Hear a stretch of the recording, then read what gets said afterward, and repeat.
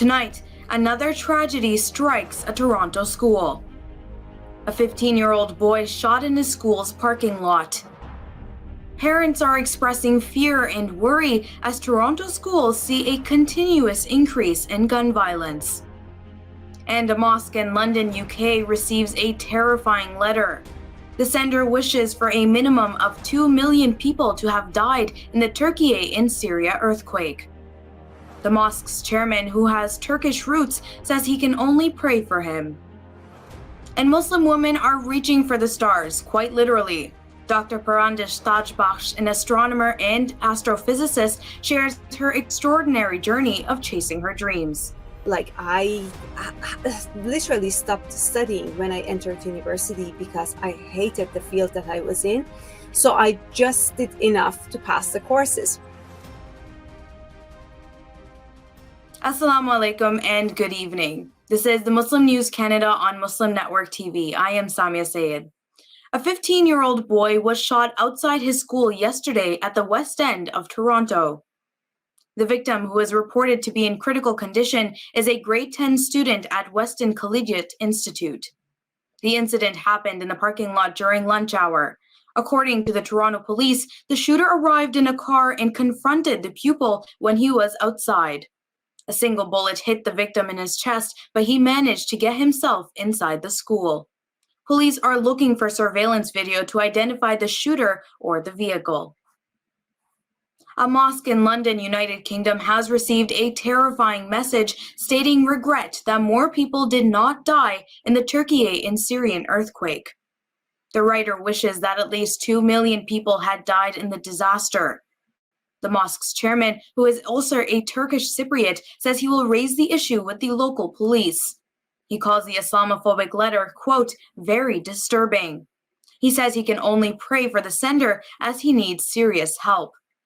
Masjid Ramadan, also called the Shacklewell Lane Mosque, has been collecting aid for the quake victims.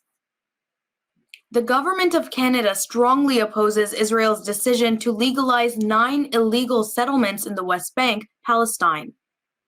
In a statement issued by Global Affairs Canada, the Minister of Foreign Affairs, Melanie Joly, says the decision will impact peace efforts in the region. Canada is also concerned about the continuous loss of life and instability in the West Bank and Israel and supports the right to a free, dignified, and peaceful life for both Israelis and Palestinians, reads the statement. Recently, the far-right Israeli government has decided to legalize 9 illegal outposts in the West Bank, Palestine. Under international law, however, all outposts and Israeli settlements are illegal. Ministers responsible for energy from about 40 countries pledged their continued support for disaster relief and recovery efforts in Turkey, according to a statement from the International Energy Agency, or the IEA. The ministers took part of an IEA ministerial meeting on gas markets and supply security, which was held online. Canadian Minister Jonathan Wilkinson chaired the meeting, while it was co-chaired by Irish Minister Eamon Ryan and United States Secretary of Energy Jennifer M. Granholm. IEA Executive Bureau had urged the global energy sector to help the quake-hit region in Turkey by donating portable solar power generators, electric heaters, container homes, and Arctic tents on his Twitter account. I would now like to welcome Dr. Parandish Tajbakhsh, an astronomy professor who teaches at the University of Toronto, Mississauga, and York University, amongst many others, to come and share her story with us today. Welcome, Dr. Tajbakhsh, and thank you so much for joining us today. Thank you so much for having me. Doctor, you started out with an engineering degree, but then you wanted to shift to computer science for your early graduate studies. What brought on that shift? Actually, I started with engineering simply because that was part of the culture. So as a high school student, I was always really good in mathematics and physics. And obviously, the choice for me in university should have been an engineering because people should either become an engineer or a doctor, especially, in Middle Eastern cultures. So I started out in engineering, and I mean, that was the end of it for me.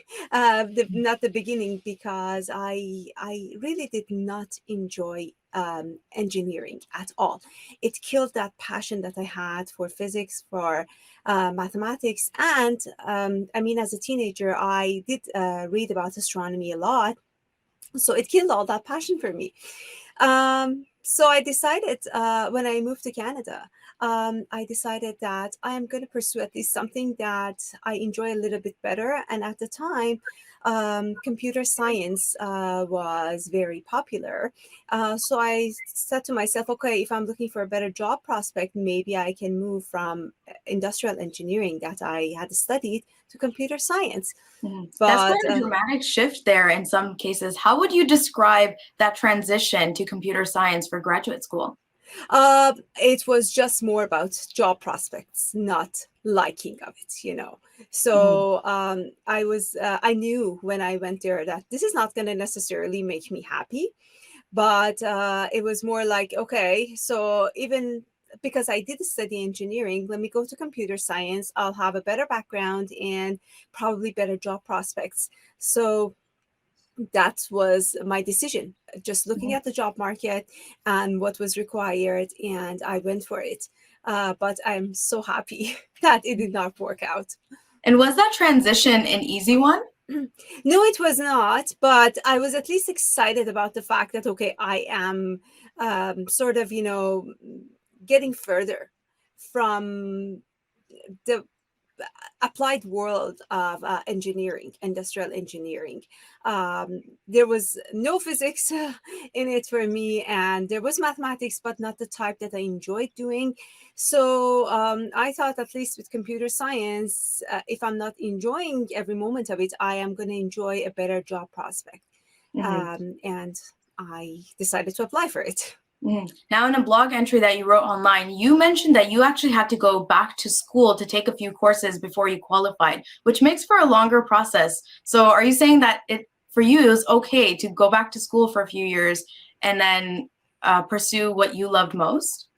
Yes, it was okay for me. Well, maybe I should clarify something. So I went to apply for computer science when I came to Canada, and the thing was that I went to the department, and they looked at my marks, and in a glance, the chair of the department said, "Okay, with these marks, I cannot let you go to graduate school. Maybe you can do a few years of undergraduate work here, repeat some courses, and if your marks are high enough, then you'll qualify to apply."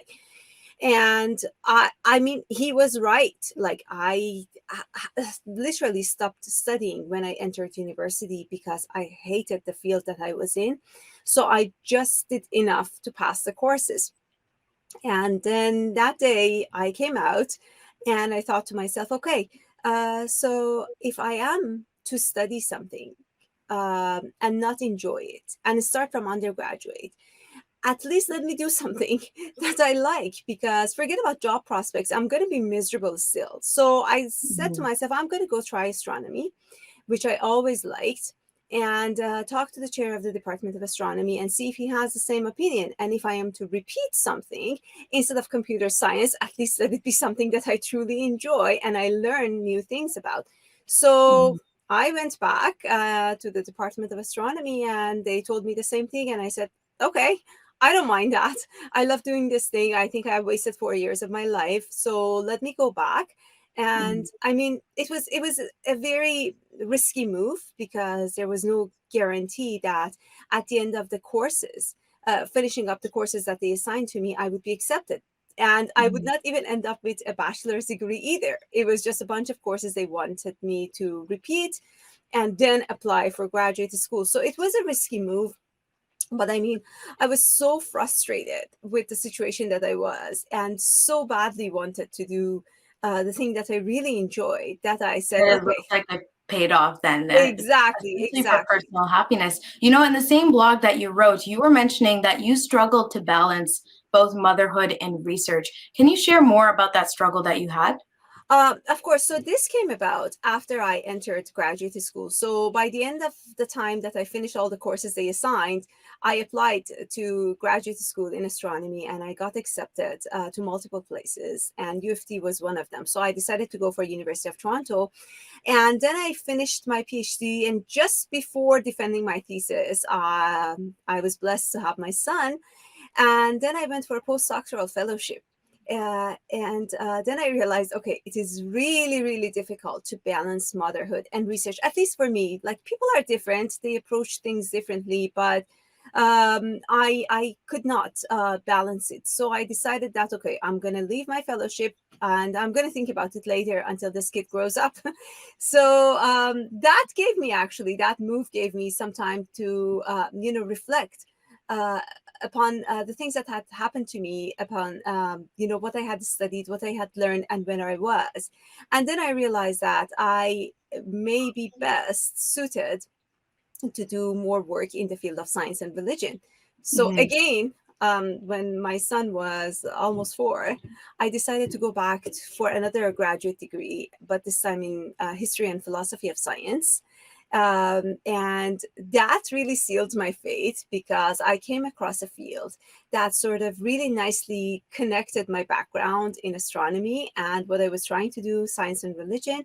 And that was the field of the extraterrestrial life debate, whether life exists elsewhere in the universe or not, and what implications a discovery of life elsewhere in the universe would So have definitely an for. interesting topic. I know for some people, going back to school is a very challenging prospect, especially when it seems like you're taking a few steps back to achieve your future steps forward. How That's was right. that transition for you?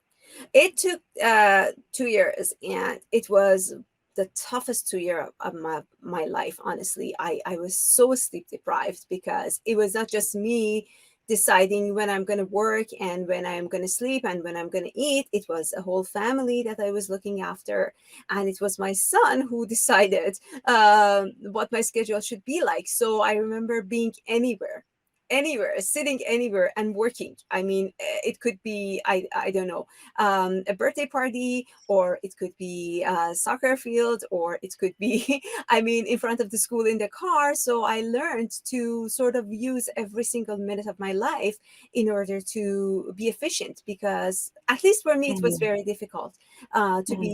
So be we don't have too a much mother time who's now, there. but I'm wondering, for some of the people who are working through some of the same decisions you had to make, what advice would you give to them as they think about their futures?